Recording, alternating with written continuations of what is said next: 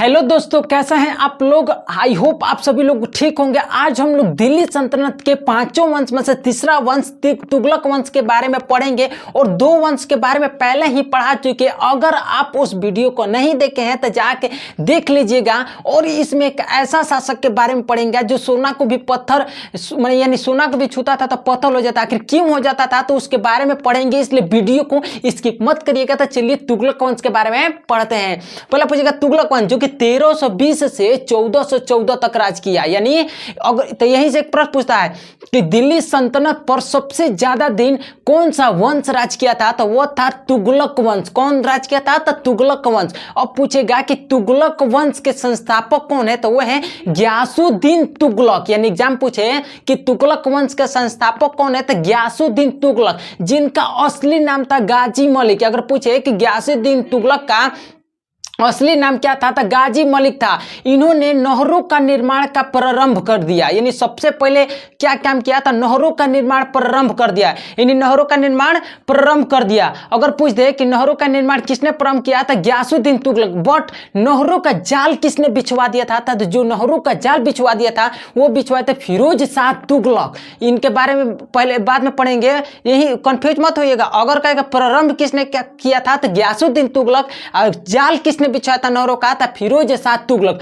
अब जानेंगे गियासुद्दीन तुगलक के बारे में। देखिए जो गियासुद्दीन तुगलक है उनका पहला अभियान था तेलंगाना अभियान। यानी तेलंगाना पर आक्रमण करके जीतना। तेलंगाना पर आक्रमण करने के लिए भेजा अपने गुलाम जौना खान को। तो जो जौना खान था वो लड़कर तेलंगाना को जीता। और जैसे ही वह तेलंगाना जीता और बहुत सारे धन भी जीत कर लाया, तो उस तेलंगाना का नाम धर दिया सुल्तानगढ़। क्या नाम धर दिया, सुल्तानगढ़। और अपना भी नाम बदल दिया। सोचा कि मेरा भी नाम राजा महाराजा जैसा होना चाहिए, तो अपना नाम जौना खान से बदलकर मोहम्मद बिन तुगलक रख दिया। क्या रख दिया, मोहम्मद बिन तुगलक। ठीक है, अब बात करते हैं। फिर ये सब देखे तो जो गियासुद्दीन तुगलक थे वो सोचे कि किसी और पर आक्रमण कर और हम भी अब पूरा धन लेके आएंगे। ठीक है, जैसे मेरा गुलाम लाया है, तो उन्होंने बंगाल पर आक्रमण किया। क्या, बंगाल अभियान किया।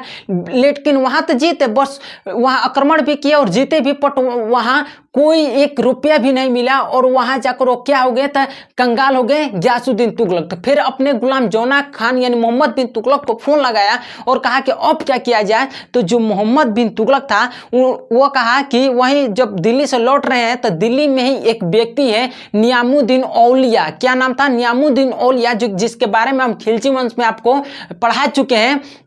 उनसे आप जमीन ले लीजिएगा। तो जो गियासुद्दीन तुगलक है वो नियामुद्दीन औलिया को संदेश यानी सूचना भिजवाया कि हम आ रहे हैं तुमसे जमीन लेने। तो जो नियामुद्दीन औलिया है उन्होंने कहा, उसने कहा कि दिल्ली अभी दूर है। क्या, दिल्ली अभी दूर है। तो यही से प्रश्न पूछेगा कि दिल्ली अभी दूर है किसने कहा था, तो नियामुद्दीन औलिया ने कहा था।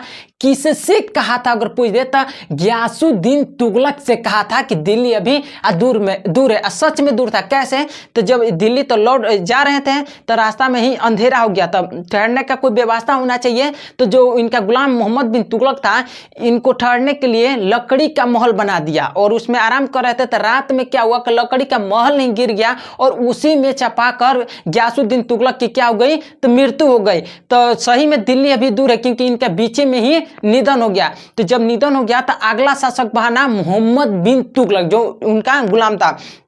जो मोहम्मद बिन तुगलक था ये बहुत ही पढ़ा लिखा था। इसको कम से कम 23 भाषाएं का ज्ञान था। क्या, 23 भाषाएं ये जानता था। दिल्ली सल्तनत में सबसे ज्यादा ये पढ़ा लिखा शासक था।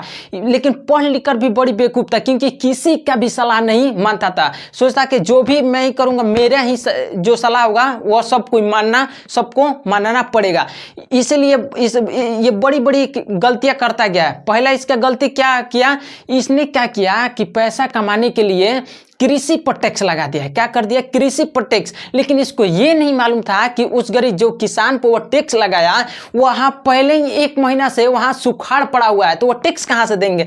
तो वहां के जनता भड़क गए और इसको मारने दौड़ पड़े। अब इसने कहा कि अब क्या किया जाए, तो उल्टे पैसा कमाने के लिए टैक्स लगाया था, उल्टे इसको किसानों को पैसा देना पड़ा। क्या किया, पैसा देना पड़ा। ठीक है, फिर अब सोचा कि अब क्या किया जाए, तो इसने सांकेतिक मुद्रा बनवाया, जो कि तांबा में बनवाया, यानी सिक्का चलाया। सांकेतिक मुद्रा तांबा में सिक्का चलवाया वो भी बहुत साधारण सिक्का बनवाया। अब क्या हुआ कि जो शर्मा जाति यानी जो लोहार जाति होते हैं वो बहुत ही कारीगर होते हैं। उन्होंने क्या किया कि रातों रात सिक्का छापना स्टार्ट कर दिया, यानी कारीगरी से सिक्का नकली बनाना स्टार्ट कर दिया। और वो रातों दिन वो क्या हुआ कि रातों रातों वो क्या हो गए तो अमीर होने लगे। अब ये बड़ी दुविधा में पड़ गया कि भाई हो क्या रहा है। तो अब कहा कि सिक्का बंद, कहा कि अब सिक्का बंद, सारे सिक्का ले लो और उसके बदले चांदी का सिक्का दे दो। यानी अब लो, अब सोचा कि जितना लोहार जाते अब चांदी का मिलेगा। उन्होंने और दिनों रातें बोरन के बोरन सिक्का छापने लगा, क्योंकि उसके बदले इसको चांदी मिलना था। अब ये परेशान हो गया, कहा कि अब राजधानी ही बदल देते हैं। क्या कहा कि अब राजधानी ही बदल देते हैं। उसने अब राजधानी बदलने की निर्णय ले लिया और चल दिया अपने सैनिक को लेकर राजधानी बदलने, और गर्मी में ही चल दिया। और जहां जा रहा था उसके बीच में यमुना मेजन जैसी नदियां और 2 पहाड़ पड़ते थे। इसको ये नहीं, इतना भी ज्ञान नहीं था, ठीक है। तो जब चल दिया अपने तो घाटी पर बैठा हुआ था, शरबत पानी मिल रहा था, इसको मालूम ना है कि इतना गर्मी है। सोचा कि हमारा सेना को भी मिल रहा होगा। जैसे ही वहां पहुंचा तले पीछे देखा कि इसका आधा सेना ही नहीं है। तो पूछा आखिर आधा सेना कहाँ गई, तो बोला गया कि आधा सेना राही में ही मर गई। कहा कि अच्छा, कहा कि फिर दिल्ली चलो। तो इसने फिर दिल्ली चला गया। फिर जैसे दिल्ली गया था फिर जो भी बच्चा खुचा था और भी सेना मारे गए।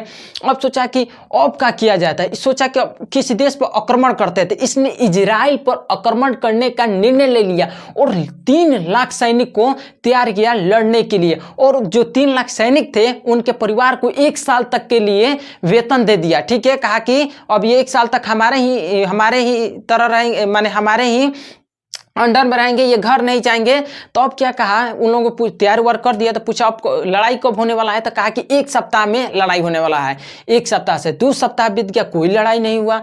3 महीना हो गया, कोई भी लड़ाई नहीं है। वो लोग परेशान, अरे दादा जब लड़ाई होता उस घड़ी हमको बुला लेता। उन लोगों का भी मनोबल टूट रहा था। ऐसे 3 महीने से 6 महीना हो गया, अब साल लगने वाले थे।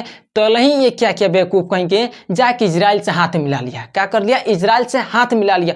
अब ये जो 3 लाख सेना थे ये अब फायर हो गए, माने इसके खिलाफ हो गए। कब उस पर ही आक्रमण करके उसको मार डालेंगे। अब इसको भनक मिल गया कि जो मेरा सेना है 3 लाख वो मुझ पर ही आक्रमण करने वाला है। तो इसने षड्यंत्र रचा 3 लाख सैनिकों को मरवाने के लिए। इसने ऐसा जगह उन लोगों को भेजा युद्ध करने के लिए जहाँ बहुत सारे ठंडे बहुत पड़ रहे थे। वहाँ गए सेना और वह ठंड के मारे ही सेना मर गई, ठीक है। अब ये बड़ी बेवकूफ़ता चाहता कि मान लीजिए इजराइल के साथ वो हाथ मिला लिया, तो उसे 3 लाख सेना को लेकर किसी और देश पर आक्रमण, अफगानिस्तान पर आक्रमण करके जीत लेना चाहिए था उसको। लेकिन ये बड़ी बेवकूफ़, किसी से सलाह लेबे नहीं करता था। इसीलिए कोई भी काम करना चाहिए हमें कि सलाह ले करके न करना चाहिए। भले अपने दिमाग से करो, लेकिन 10 आदमी की सलाह लो, और सलाह जिसका भी अच्छा लगे करो, नहीं तो अपने मन से करो, लेकिन सलाह लेकर ही करना चाहिए, ठीक है। तो ऐसा ये काम करता था। फिर एक प्रश्न पूछेगा कि बहुत इंपॉर्टेंट कि इब्न बतूता, यानी पूछेगा कि इब्न बतूता किसके शासन काल में आया था। तो जो इब्न बतूता है वो मोहम्मद बिन तुगलक के ही शासन काल में आया था। अब पूछे कि इब्न बतूता कहाँ का था, तो मोरक्को का था। तो फिर से ध्यान से सुनिए, पूछेगा कि इब्न बतूता किसके शासन काल में आया था, तो ये मोहम्मद बिन तुगलक के शासन काल में आया था। अगर पूछे कि जो इब्न बतूता है वो कहाँ का था, तो ये मोरक्को का था। कहाँ का, मोरक्को का था। अब पूछेगा कि जो मोहम्मद बिन तुगलक था ये किस पर्व को ज्यादा मानता था, तो ये होली बड़ी मनाता था। कौन सा पर्व, होली बड़ी मनाता था। अब बात करते हैं, जैसे ये सब किया तो फिर इसके एक बार जब युद्ध हो रहा था तो इसकी सेना पीछे हट गई, कही कि जाओ तुम ही लड़ो। और उस युद्ध में क्या हुआ, तो ये मारा गया। जैसे ही ये मर गया मोहम्मद बिन तुगलक, तो कहा गया कि एक राजा से प्रजा को मुक्ति मिली। क्या मिली, तो एक राजा से प्रजा को मुक्ति मिली, ठीक है। अब बात करते हैं, जब ये मर गया तो अगला शासक बना फिरोज शाह तुगलक, जिसके बारे में पढ़ा चुके, जो कि नहरों का जाल बिछा दिया था। तो फिरोज शाह तुगलक शासक बना, जो कि मोहम्मद बिन तुगलक का चचेरा भाई था। तो पूछेगा, अगर पूछ ले कि जो फिरोज शाह तुगलक था किसका चचेरा भाई था, ये मोहम्मद बिन तुगलक का चचेरा भाई था। इसने बहुत सारा काम किया, क्योंकि ये क्या किया कि सारे जो राजा गलती करते थे ये गलती पर ही काम शुरू कर दिया। तो ये क्या था, तो हिंदू ये क्या किया, जैसे आदमी कहा कि कुछ ऐसा काम करो कि जैसे मुसलमान आपसे खुश हो जाते, इसने क्या किया कि ब्राह्मणों पर ही जजिया लगा दिया। तो इसका सबसे पहला काम क्या किया कि ब्राह्मण पर इसने जजिया लगा दिया। अगर पूछे ब्राह्मणों पर सबसे पहले जजिया किसने लगवाया था, तो ये लगवाया था मोहम्मद बिन तुगलक। किसने?